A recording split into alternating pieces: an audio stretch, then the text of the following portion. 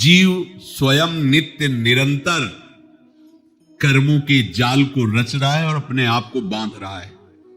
आपको मुक्त होना है, बंधना नहीं है।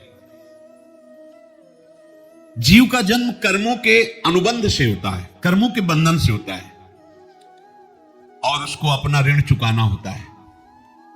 कर्मानुबंध ये बहुत सूक्ष्म विषय है। जैसे आप जिस परिवार में जन्म लिए हैं तो उस परिवार के लोगों से आपका ऋण है, इसलिए उसी परिवार में आप आए हैं। और ऋणानुबंध, उसको बिना चुकाए या बिना वसूल किए आप वहां से जाएंगे नहीं।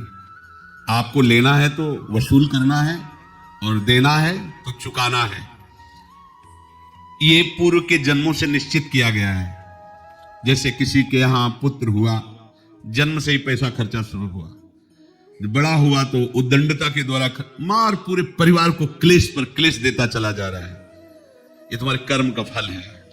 या ऐसे शक्तिहीन बुद्धिहीन ऐसे पागल तुझे जीवन सेवा करो, तुमसे अपना हिसाब चुकाने के लिए वो आया है। अब परिवार के जो सदस्य जुड़े आके, मतलब पत्नी आते ही पूरे हृदय में आनंद, परिवार में आनंद, और जीवन भर वो आनंद ही सुख देने के लिए उसका जन्म हुआ। वो अपना ऋणानुबंध मुक्त, और आते ही भयंकर क्लेश खड़ा कर दिया, बीच में दीवाल और झगड़ा वैसा, फिर अतरे दिन मारपीट शुरू, कलह अशांति, पूरा जीवन नरक हिसाब करने आए।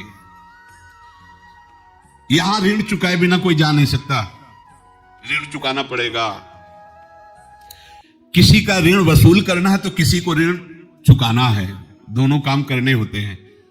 अनेक जन्मों में अनेक लोगों के साथ हमने जो बर्ताव किए हैं, अच्छे या बुरे, वो होंगे। अब किसी आदमी को हम जानते नहीं, अचानक मिला, अचानक टक्कर लगाओ, मार पीट गाली गुप्ता सब कर दिया, चुपचाप सह लो। क्यों? ये आपका हिसाब है, पूर्व का हिसाब। हमारा उससे कोई द्वेष नहीं, कोई संकल्प नहीं। अचानक घटना घटी और हमसे द्वेष करने लगा, हमें पीटने लगा, हमें गालियां दे, ये हिसाब है, चुपचाप सह जाओ। अपने घर का भाई ही भारी दुश्मन बन गया और क्लेश दे, हिसाब है। एक प्रभुदत्त ब्रह्मचारी जी की वाणी में पढ़ा था, एक महात्मा जी भ्रमण करते थे तो उस समय असरफियां चलती थी, मोहरे असरफियां, तो उनको भेंट में देते लोग। तो या तो ठाकुर सेवा में लगे तत्काल, या संत सेवा में तत्काल लगे, उसका संग्रह करके डोलना ये ठीक नहीं है। बैरागी के लिए सिद्धांत में ये ठीक नहीं है। तो जब 2, 4, 6, 8 ऐसे मोहरे हुई तो उन्होंने विचार किया कि और भ्रमण करके जब काफी मोहरे हो जाएंगी तो प्रयागराज में जब कुंभ पड़ता है, एक बार पूरे सब अखाड़े के संतों को, अलग अलग संप्रदाय, सब संतों को बुलाएंगे और सबको खुआएंगे। अब साधु है तो यही विचार करेगा, और क्या विचार करेगा। तो उन्होंने ऐसे डंडा बनवाया, बेंत, जो ऊपर से चूड़ीदार और भीतर पोला, और मोहरे उसमें डालते रहे और भ्रमण, जहां जहां श्रद्धालु भगत के सबके यहां जाना और इच्छा रखना कि एक मोहर तो दे दे दक्षिणा में। कामना कोई भी हो वो बांधती ही है, ध्यान रखना। इसीलिए प्रभु जो चाहे वो करे, अपनी चाह नहीं रखनी चाहिए, अपनी चाह प्रभु की चाह में मिला देनी चाहिए। धीरे धीरे वो छड़ी भर गई, भ्रमण करने वाले महात्मा चूड़ी लगाई, इंतजार करते रहे। जब प्रयाग का कुंभ पड़ा तो चले। तो रास्ते में एक गांव में पूछा जाता है, जैसे कहीं रुको कि कोई श्रद्धालु ऐसा है जो संत सेवी है। तो कुछ लोगों ने बताया, हाँ एक परिवार है, बहुत संत सेवी है, और आप मिलाते हैं उनसे। आइए महाराज, घर में रुका, खूब अच्छा हलवा पूड़ी पवाया, और जो घर के मालिक थे चरण दबाए। चरण दबाते दबाते उनकी दृष्टि पड़ी उस डंडे पे, इतना मोटा और ऊपर से कुछ चूड़ी सी भी नजर आ रही। इस डंडे में तो कोई रहस्य है ही है। अब महात्मा जी को खवा पिला के सुला दिया। महात्मा जी जब सो गए तो पत्नी से धीरे से कहा, वो डंडा लाओ बाबा जी का। डंडा, वो चूड़ीदार जो ही खोला पलटाया तो सैकड़ों मोहरे जो। ऐसे संत रोज पधारे भगवान, तुम आनंद हो जाए फिर क्या। पत्नी से कहा, नाप के कंकड़ लाओ। वो तो महात्मा जी तो खाए खीर पूड़ी, आराम से सो रहे। रात में पूरी प्लानिंग करके उसमें कंकड़ भर के चूड़ी लगाकर सिराने रख दिया, सारी मोहरें हटा ली। महात्मा जी आराम से छड़ी उठाए तो वजन पक्का। वैसे बड़े लोग चतुर होते हैं, पर ये नहीं जानते कि कर्म कितना भयानक होता है। और उनके कोई संतान नहीं थी, पर धन में इतना प्रेम उनको था। बहुत सावधान साधु महात्माओं के पास जो अर्थ है, गृहस्थी अगर आता वहीं से है, पर अगर उसको जोर जबरदस्ती या किसी छल कपट से, तो वो उसका विनाश ही करता है। आज तक का प्रमाण है। अब उनको ये भाव पता नहीं होगा, या पता होगा तो लोभ के कारण वो उसको मान नहीं पाए होंगे। महात्मा जी गए प्रयाग में, किसी अखाड़े पर रुके और वहां प्रार्थना की कि कल जो है संपूर्ण अखाड़ों का निमंत्रण किया जाए और सब संतों को भोग पवाया जाए, उनको दक्षिणा भी दी जाए। महंत ने सोचा कि बहुत बड़ा है तो उत्सव है, क्योंकि प्रयाग में कितने हजारों संत महात्मा सब। उनका महाराज बोरों इसमें चीनी और तीनों घी लगेगा, सब व्यवस्था। बोले आप मंगाइए, एक एक हिसाब हम करेंगे, हमारे पास सब व्यवस्था है। बोले कुछ तो पहले दे दो, इकट्ठे देंगे हम। उनको था कि अगर हम छड़ी खोला और 2-4 मोहरे दी, किसी को पता लग गया तो गड़बड़ हो सकती। बोले हम भंडारे के समय आखिरी में सब कुछ आपको दे देंगे। ठीक है। वो अपने पास से पैसे लगाकर खूब जितना सामग्री सब लाए, लाखों की, और सब संतों को निमंत्रण कर दिया। संत जन निमंत्रित हो गए, भंडारा बन रहा है। तब वहां के महंत है, उनका देखो भंडारा भी बन रहा है, संतों को निमंत्रण। अब आप अर्थ की व्यवस्था कीजिए, क्योंकि इतनी बड़ी हमारी सामर्थ्य नहीं थी जितना हमने किसी तरह हमने व्यवस्था की। अब मुझे अर्थ चाहिए, तभी आगे की व्यवस्था बढ़ेगी। संतों को दक्षिणा देंगे और जिनसे अर्थ लिया उनको दे। देखो रसोई बन गई है सब। उनका छत में विश्वास नहीं तो यार चूड़ी खोली। उनको तो था ना कि मोहरे हैं कंकड़।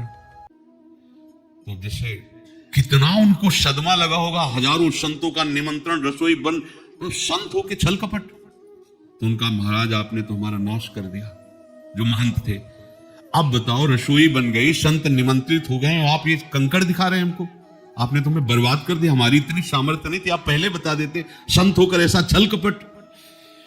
अब वो बोले तो क्या बोले, क्योंकि उनको पता था कि मोहरे हैं इसमें। अंदर से उनका चिंतन गया उसी सेठ के पास, अच्छा ऐसा धोखा हमारे साथ किया, भोगोगे तुम। ये जो निकलता है ना भोगोगे, ये अकाट्य होता है। क्योंकि किसी का भी हृदय, मान लो किसी भी जीव जंतु को आप कष्ट दें और उसका हृदय आह भर जाए, तो वो आह वज्र की लेके तुम्हें भोगना पड़ेगा। वो देखो भीष्म जी को भोगना पड़ रहा है ना। सांप को ऐसे धनुष की नोक से उठाया और बंबूल के कांटों के ऊपर फेंक दिया, कई दिन तक छेदा हुआ, वो आह भर करके मरा। तो आपको 6 महीने बाणों की सैया पर आह किसी की न लेना जिंदगी में। कोई ऐसा कोई आह भर करके कह दिया तुम समर्थ हो, हम तो कुछ कर नहीं सकते, और अंदर से दुख फिर तुम्हारी सामर्थ्य काम नहीं करेगी, मिट्टी में मिला देगी। फिर तो संत थे और भगवत आराधना के लिए, संत आराधना के लिए ही ऐसा किए हुए थे। अब इनका कैसे मुंह दिखाएं, अब क्या करें। सुबह संत जन आएंगे, सबके बीच में हमारी कि देखो इन्होंने, अब क्या करें। गए और संगम में जाके छलांग लगाई, अपने प्राण त्याग दिए। अब उनके तो पास मोहरे थी और व्यापार बढ़ा, और 9-10 महीने बाद ही लड़का हुआ। अब तो उनको आके संत फलीभूत हो गया। देखो व्यापार चल रहा, लड़का नहीं होता था, लड़का भी हो गया। बड़ा आनंद छा रहा है।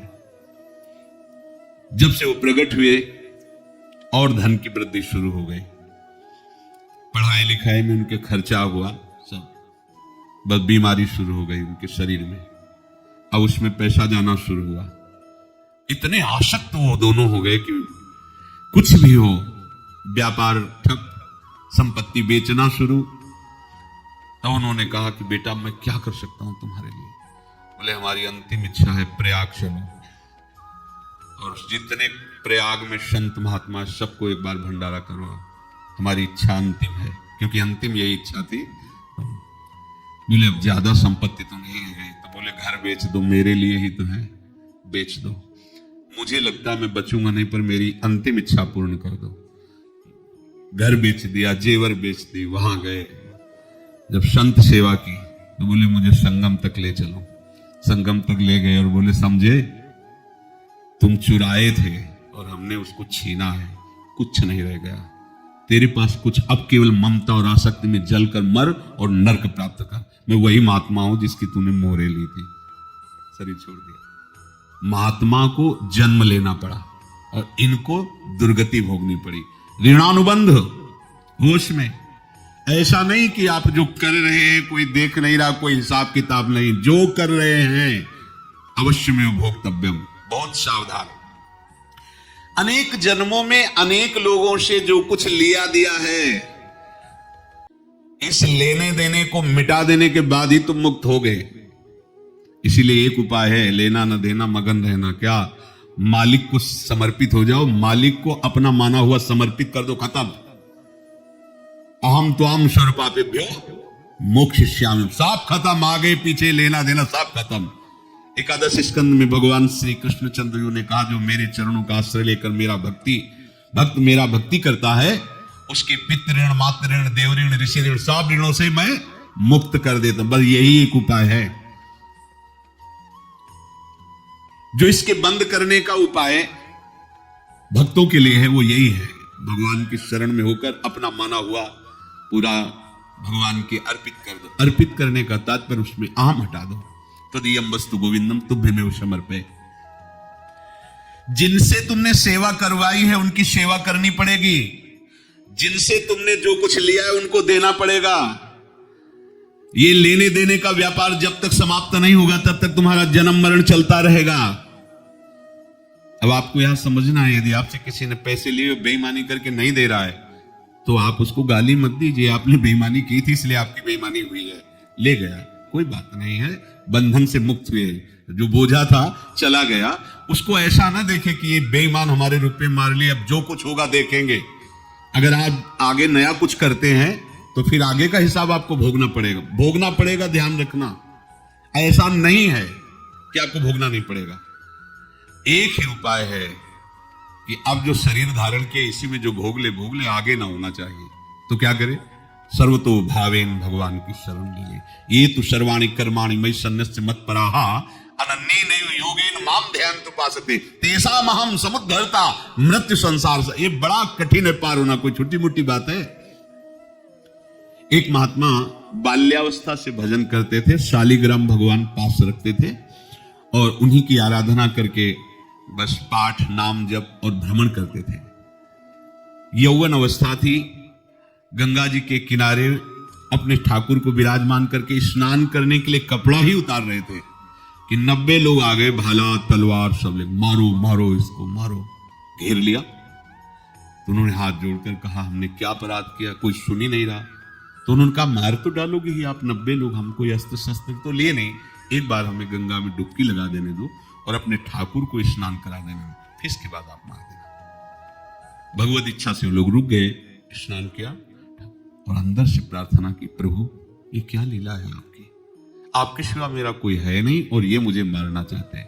तो भगवान ने जानते हो क्या कहा उनके अंतर में, तुम मेरे में ध्यानस्थ हो करके शरीर को छोड़ो, ये लोग मारेंगे। ये मेरे भजन का फल है कि तुम्हें 90 जन्म नहीं लेना पड़ेगा, एक ही जन्म में 90 मिलके, तुमने 90 हिंसा की थी पूर्व में, तो तुम्हें 90 बार जन्म लेना होता और एक एक करके मारते। ये मेरे भजन का प्रताप है कि एक बार में ही 90 का हिसाब हो जाएगा। तुम आंख मूंदो, मेरे ध्यान में मगन रहो, मेरे प्रताप से तुम्हें कोई चोट नहीं होगी और स्वाभाविक मूर्छा अवस्था में प्राण तुम्हारे छूट जाए। ऐसा ही हुआ, ऐसा हुआ। तो ये बात समझ लो कि ये जो कर्मानुबंध है, ऋणानुबंध है।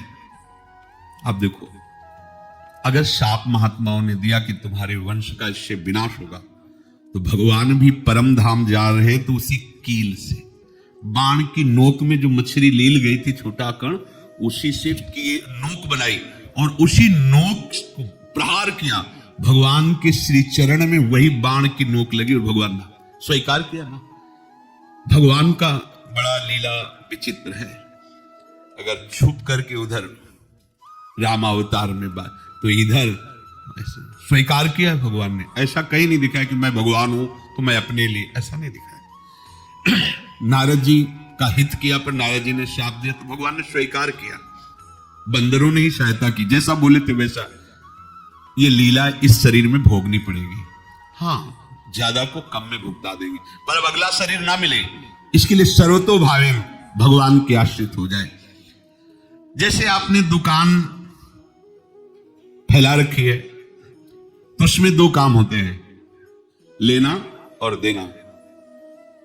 किसी को उधार दिया है तो हमें उसे लेना है, और कोई नगद देकर सामान ले रहा है तो उसे सामान देना है, या उधार लिया है तो हमें उधार देना है।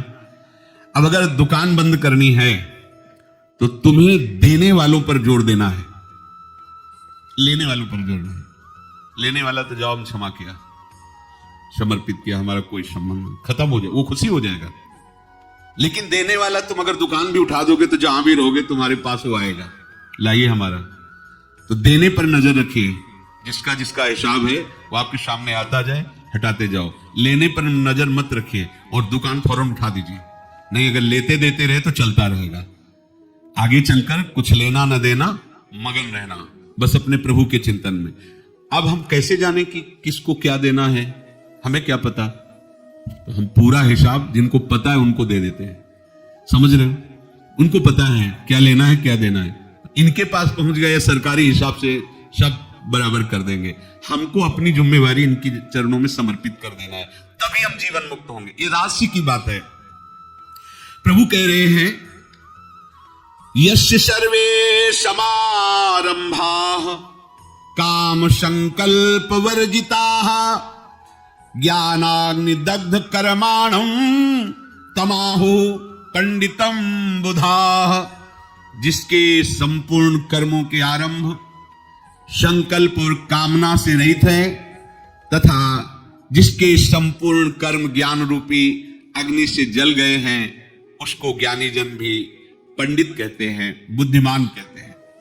पूज्य श्री भाई जी महाराज कह रहे हैं, जैसे वहां ज्ञानाग्नि से दग्ध कह रहे हैं तो अपने वृंदावन वासियों का प्रेमाग्नि से सब कर्म संस्कार दग्ध होते हैं। जिस समय आपके हृदय में भगवत प्रेम का प्रादुर्भाव होगा तो लेश मात्र कभी तुम्हें दुख नहीं भोगना पड़ेगा। प्रेम का प्रादुर्भाव होते ही दुख का नाश हो जाता है, महासुख। जब प्रेम का प्रादुर्भाव होगा तो समस्त पाप भस्म हो जाते हैं, अशांति नष्ट हो जाती है, संसार ज्वाला स्पर्श भी नहीं कर सकती है। जब भगवत प्रेम का प्रादुर्भाव होता है तो हो सकता है उस उपासक के जीवन में दुखों का पहाड़ टूट पड़े, परिवार खिलाफ, शरीर रोगी, अव्यवस्था, बहुत बहुत कुछ, सब कुछ। कह रहे हैं इतना सब होने पर भी उसके हृदय में कोई भी दुख नहीं होता। ऐसा सामर्थ्यशाली भगवत प्रेम है।